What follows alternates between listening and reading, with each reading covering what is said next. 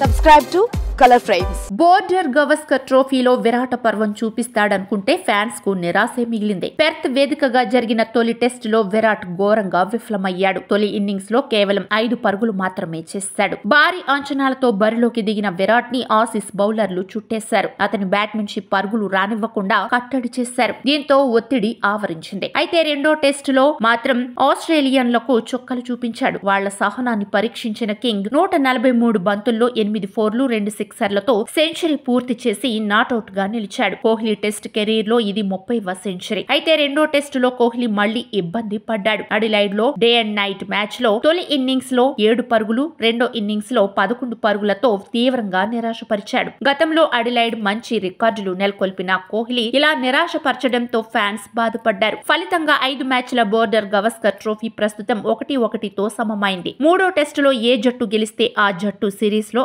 ఆధిక్యం సాధిస్తుంది.